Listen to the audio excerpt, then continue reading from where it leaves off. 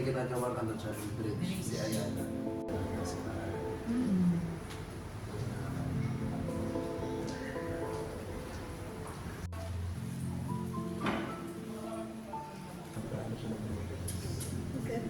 Siya, oo nga, bago lang siya nun. Si Sir Aldrin siya nakilala. So, nasa sandwich siya ng Broadfield na nandito sa left 20. ko, 120 hectares. 120. And LSU, that's 50 hectares. So, complete siya. May school and may commercial development. May magkakaroon ng dito, offices. So, hanggang dyan yan, surrounded siya ng Broadfield. Yung nakikita niyo dyan sa tapat. Yeah. So, that's Ayala Development. And we're currently here sa Sivina Park Gallery. So itong area naman dito, i-develop naman namin into retail area. So magkakaroon siya ng grocery, community clinic, medical city, and kakad-kapit ng shuttle going to Paseo and Soledad. Paseo di Santa Rosa and Soledad. Yung mga commercial areas dito.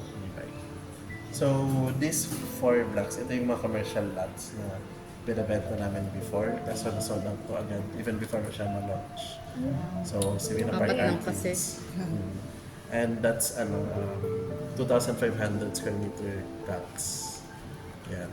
So, around 165,000 per square meter. Pesos. So, ito yung villas. So, tatlong phase yan. Itong phase 1, ito yung naunang turnover. May mga nakatara na dyan ngayon. And phase 2, ito yung pa-turnover this year. And phase 3, ito yung Last na. yung pre-selling. Medyo mas mahaba yung term compared sa dalawa. Kailan ang turnover niya? Ito, mga 2 years. 2 years of 2 to 3 years after. 2028. Kasi ano pa eh, naka-vacant pa doon eh. Okay. And then, but the available dito are ito, 15. yung 4-bedroom. Model And unit. then, model unit. Confirm ko yung isang 2-bedroom ano kasi may mga recent na ano dyan, movements. 36 Tama. Pero kasama na lahat ng gamit dyan. 36 and 22. So, itong amenities open na to up to 18. Phase 2, 18. So, ito yung isang available. Na 22. Medyo corner siya sa may-ari na siya. So, Saan ang sunrise po? Sunrise. East Bank Sunrise. Dito. Dito yung Sunrise. So, mamaya pupunta naman tayo dyan sa amenities. So, mas ma-appreciate nyo yung person. So, yung villas, design yan ni Leandro Luxin Partners, yung national artist. So, medyo modern Filipino yung design niya. And for the whole Sivina Park, we are sa 60% green and open space.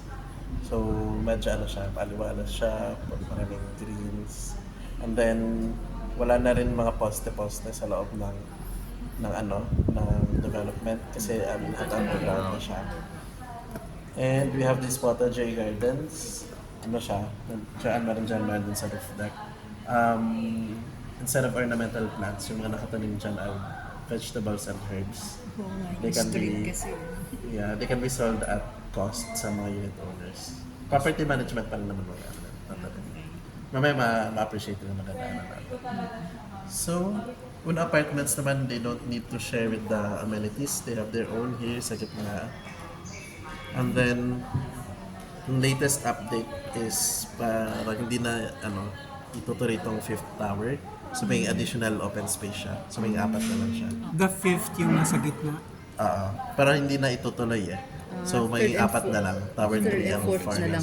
More open Sorry space po, siya. Tower 1? 1, 2, 3, 4. Okay. So this one is the Tower 1. So ito yung na-mention ko kanina na sold out siya in just 10 months. Okay. And then Tower 2. Before tayo mag-una, ito pala quartered hall. Sa amin din yan. We just had that interim development to cater the faculty and staff ng DLSU. So may mga nagra-rent dyan na mga students. Parang faculty dorm? ng dorm siya. Existing. Existing siya. So at least medyo na-introduce na namin sa mga taga-Lasal yung development. So na-introduce namin yung una. we don't have plans yet, pero let's see, baka mamaya demolish that na, tapos lipat na lang sila dito, di ba? So, at least familiar na sila. Lipat na lang sila dito. So, una apartments, maraming mga features to na wala sa ibang developer. So, for example, our units are airtight units. So, sound and odor-proof siya. So, yung mga linuluto sa kabilang unit hindi na maamoy. And then, yung common problem natin sa condo, even sa lahat ko ngayon, pag may nahulog sa taas, dinig sa unit, pag may nagkaano ng chair. Kasi for example, for the soundproofing, yung tiles na ginagamit is stone polymer composite. So, multi-layer siya na tiles. May isang layer ng tiles made of cork. So, it helps in the soundproofing ng unit. So, parang sa mga sound room, may cork sa gilid. Yun yung purpose nun, para hindi lumalabas yung sounds, acoustic purposes. And then, for this, air quality feature, kasi, di ba siya, odor-proof. So, airtight siya. So, hindi papasok yung odor at hangin sa labas. So, meron kaming carbon monoxide monitor. So, it detects the air quality inside the unit. Common siya sa ibang bansa, but sa Philippines, parang kami pa lang yung nag-introduce ng ganong technology. So, it detects air quality and then interconnected siya dun sa ERV, meron kami ERV, Energy Recovery Ventilator, or para siyang may filter na equipment sa loob ng unit na may MERV commercial grade filter siya.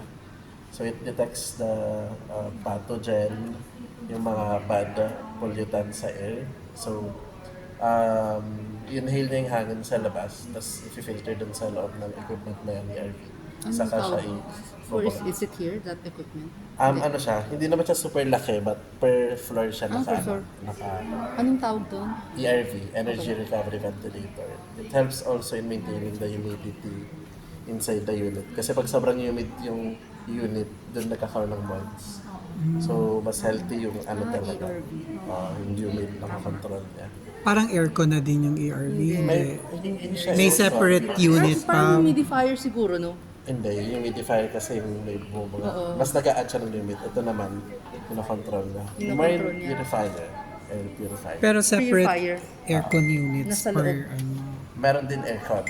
Sige, since na-mention na aircon, may addition din na aircon. Iba lang din yung aircon ha. So may additional din kami na Daikin inverter ACs. Kasama na siya. Split type yon. So dalawa, one for the living area, one for the bedroom. And then semi-furnished na rin siya by IKEA. So kasama yung queen size bed, kasama yung dining table, 4 na chairs, cabinet, couch, mirror, pati yung mattress sa bed kasama na. So, yun. So, more appliances na lang kulang at it's livable na. Yung aircon inverter yun. Inverter yun. Yung Daikin na brand din, yung magandang brand din. Sa kit, yung exhaust sa kitchen, Wala. wala. Kasi yung ERV na ang hindi gagamit. naman. Hindi pa rin siya replacement. Dapat may pa rin. Pero may shoot abang, pa may rin. butas, Meron may naman. lalabasan. May naman. Sorry po, ilang stories po to? This one is 17 physical floors. This one is 21 physical Okay. floors. Ito po yung may natitira pa. Dito. Minsan pag may reopen dito, ina-announce namin sa justice natin. So, Saan pa kayo may units dito? and then yung units natin dito, we have studio, 1 bedroom prime, and 1 bedroom deluxe. So yung studio is 28 square meters. Lahat may balcony. Saan facing yung mga available pang studio units? Lahat naman available. Facing Lahat dito. meron pa rin available. So, yung 1 bedroom prime is 35 square meters. Yun yung parang gitna. Though, rare units yung prime kasi dalawa lang yung ganun per floor. 9 million yun. Yung studio, 7.5. Yung deluxe is 42 square meters. And then, another feature ng Savina Park is we have the medical city feature. So, primary care and then mga check-ups kasama siya. Nasaan? Magkakaroon ng community clinic, most probably here, most probably dyan. Okay. Libre So, na yun. sa presentation nakalagay doon, naka-enumerate yung mga kasama like medicine dispensing, mga basic na primary care. Just clinics lang. Ah, clinics, mga community clinic lang. Tapos pati wellness programs din, si Medical City po provide for that. Gaano kalayo yung, yung nearest, Medical. yung maayos na ospital? Medical City, malapit lang dito. I think mga 10 minutes, 10 to 15. Oo. Yun sa may Greenfield yun. Okay. So we have yung Amazon, tinanong mo siya kanina. Amazon, yung ano dito, property management, pwede siya ma-access sa ano na lang, sa app. Through the app. Amazon powered siya. Yung sa US na ano na brand, Amazon Web Services. So Amazon powered yung ano natin, yung app na gamitin nila, like mga gate pass, mga permit. So hindi na yung parang typical na pupunta ka sa admin para magpasa. So everything is nasa app na siya. So mas madali. Percentage na lang po available for this one. Check ko later. Para lahat ng units naman available pa. May Prime. may 50% pa ba available? Wala na. Lagpas lang. Lagpas. So mga 30% na lang for sale. Okay. Okay. So I'm thinking this one. Ay, ito for launch talaga to this year. Pagkakaalam ko, pa-L ata itong ano, balak nila dito. Depende sa ano eh, kasi yung plan dito sa Tower 3 naman, Oo. more on studio unit. So Tama. more on mag-a-avail Tama. sa Balay Verde. Paano pa yung studio niya? There, yung target, parang after ng QC launch, ito yung susunod ata. Mid-year. Wala pang juice. Doon sa Villas, I will ask. Kasi last time tinanong ko sa Villas, Oo. parang free pass sila. Kasi turnover lang. Oo. So tanungin ko lang kung may available pa. Pero for this one, wala pa. Kasi next year pa may turnover. 100%. 100%. I think ano lang yan. Yung isa ano lang, ano half lang. So certain outlets Certain lang. outlets. So you're asking kung backup ng kuryente? For the Usually sa tower. commercial. Ano Sa daw? Savia, 100%. 100% ang Sa backup. Savia. Pero here, I think hindi. Ano kaya as in ref, Baka certain, ref, Ref. certain electric outlets fan, lang. AC kaya? Yung AC usually Hindi na. wala yan sa bata. Okay, dalawa lang. Sige. Ano yung puti-puti na yun? Mga ano yan. Kasi doon wala. Dito meron. Sa mga utilities lang yan. Hindi yan sampayan. Di ba yan Hindi, pang... hindi walang laundry cage. Di ba Bawal cage yan? magsampayan. Kasi ito yung ganito. High-end yan. Tanong ko, Napansin ko parang walang gates. walang gates talaga. Kasi yung design is medyo open siya. And then later mapapansin ninyo pag pumunta tayo sa villas, yung parang natural niyan enclosures, the plants and trees. May ano naman, included na sa unit yung CCTV sa likod and sa harap. So medyo centralized yung ano na. Per unit yun, centralized yung security niya. 24/7 naman security. So, Yan pa bang tanong? yung ano din, yung financing natin, yung na-mention ko before, may Balay Verde financing tayo. So, fixed interest rate siya, 4%, 5 to 15 years. And then by NHMFC siya, no membership needed. And then if they want to extend to 30 years, 7% interest naman. So, until 75 years old siya. Yan, yung Balay Verde financing. Pwede ito Balay Verde. Pwede yung alam, lahat ng una. Yung villa hindi pwede ma-apply doon kasi yung max ng Balay Verde 6%. Nasa 16 years na lang. Pwede sa kanya. Tapos hanggang 75 ang kami. 75 naman. Yung ito Ginger Street, diba? Ano yung dito sa labas? Sa ano na kasi yan, kay Lasal na kasi yan na within the campus na siya. Ganun ba yun? Eh, yung entrance Ito yung ni perimeter courtyard. kasi namin. May ano siya, may pasakan yan siya. Oo. But it's the same road, yung ganyan. And Sa labas ito yung ng perimeter Ginger. kasi namin, ito yung effects. So this is parang municipal road, ganun. Sa school. Sa DLSU na. So itong main lobby ng courtyard, naka-access lang sa school. Okay. That property, Broadfield yan. Broadfield na to, yung green open Yan, space. green na lang siya. Kasi dito Broadfield pa rin. Yung mga kalsada ganyan din plan nila for lane kasi may plant box. Kaya nagro-roll by din yan sa siya. 20% energy and water savings siya. Yun din yung pwede nyo pa nakakilala. Ano ibig sabihin? So, kasi LED siya and sustainable. So, yung water, since we use low flow plumbing, so ibig sabihin ano siya, Kasi yung usual natin na top, bukas silang lahat. But dito medyo may aerated siya. So may kasamang hangin. Normal pa rin naman yung paghuhugas mo, pero may technology siya na hindi siya yung aksaya yung flow niya. May ganun siyang technology. And then, for the light naman, may LED yung gamit niya. And mapapansin ninyo sa loob, sa unit, siya, maliwalas with the type of window niya. So, more on hindi kailangan ng ilaw most of the time. Kaya, siya, matipid siya. Sabi mo may nakatira na sa townhouse. Yes, Anong may- internet provider nila? I will ask. Ilang percent? Yung parking, ilang basement? Isa na. Isa lang. Oo. Tapos ano yung foundation? Pile drive o naghukay kayo? Actually, may recent na ngayon, yung construction ng Tower 1. Wait, nakalagay doon po ang nasa foundation siya. Pero wala naman, may nakikita ba tayong pile drive? Alboarding, malapit sa Marie. First, Oh. pag ganito, Baka malam. River. Pag ganito, anong ba yun? Oo, hindi yan pile drive. Hindi walang tuk-tuk. Maraming parang toothpick na gano'n. Oo. Pag malambot yun. Baka yun ba yung matte foundation? Or something. Rolling foundation. Check ko. Hindi kasi ako technical to ano yun. Pero I can ask. Hindi, parang hindi naman. Kasi parang wala akong nakita. Sa Belize area. Kailangan nila. Kami tabi ng Parang river. sa Dubai yung maraming. Oo, parang tooth na. Yeah, tama. We allow pets naman. Allow Yeah, pets. All your properties you allow? Lahat kami. Pati sa area we allow. Oh. Hindi, meron parking sa basement. So magkano man? No less, Mga kasi 1M. malayo dito eh. Pero yung Tower 1, pinenta na kasi namin yung parking niya late. So, na-sold out siya. So, Tower 2, ganun din, yung mga nakabili, binentahan namin. Parang recently, isa na lang natitira. Pero for sure, baka wala na yun ngayon. Anong ratio ng parking sa units? Lahat Hindi lahat. hindi siya 1:1. So, talagang unahan din. no? Kumusta naman ang Grab dito? May Grab. May Grab dito. Okay naman Grab dito. Then, saan yung mga pinakmalap na mga office niya? Saan nagkatrabaho?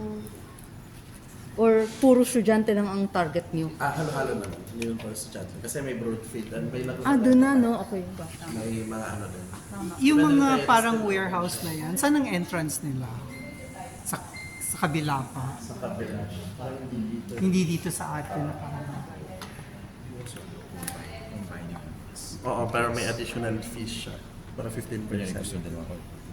Pwede. Para 2 bedrooms. Pwede siya. May additional lang na bayad. 15%. Pero may client kami, bumili 4 na magkakatabing studio. Hindi na lang niya kinamit. Hindi niya pinaano. Oo. Makaparent niya yan siguro. Katabi. Yung tiles na nag-help sa soundproofing.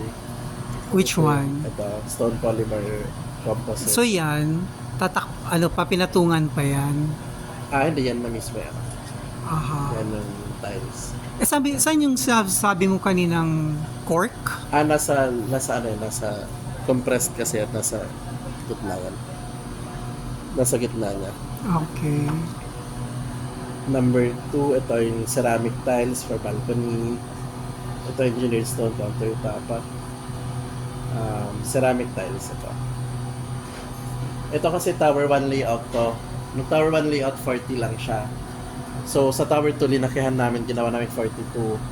And then nagkaroon kami ng another type yung 35. So wala na siya dito. But sa materials, nandun naman. Mhm.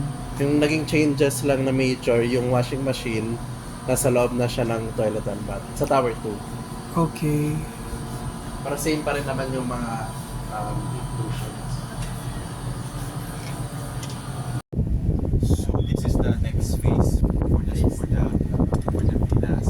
So yan yung na-enclose ng fence, that's the commercial lots. Commercial lots. Yung sa amin. The one sold. Tatlo yata yan. Tapos yung broadfield, ayan. 2,500 square meters to each. So, Check ko, kasi ang alam, hindi na ata to. I think 20 na lang ata to. 20 units. Pero I mean 20 payment yung months, meter, parang 20 months. if ever pag nilaunch nyo, 20 months lang. Hindi, naka-launch siya. Naka-launch Dalawa na na lang.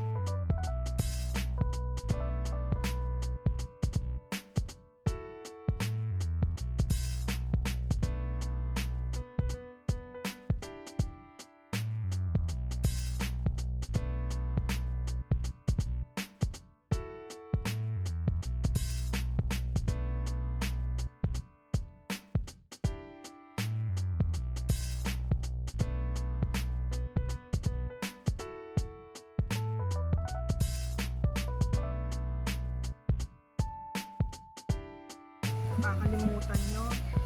Yung alin po? Sige lang, kwento lang. Ano po yan?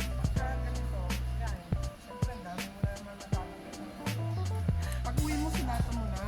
Kaagad. Yung date, saan mo siya na-meet. Ay, nilalagay ko sa O yun, Google, likod. ano. Hindi, sa likod ng card mismo. Ako nilalagay ko sa Google Contacts. Tapos sa baba nun, yung after the telephones, email, di ba may notes? Nilalagay ko doon. Hindi, yung mismo, parang kunyari, nakatabi ko siya sa ganun. Correct.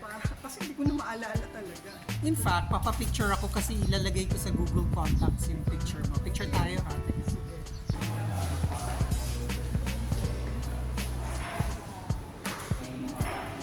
Hello.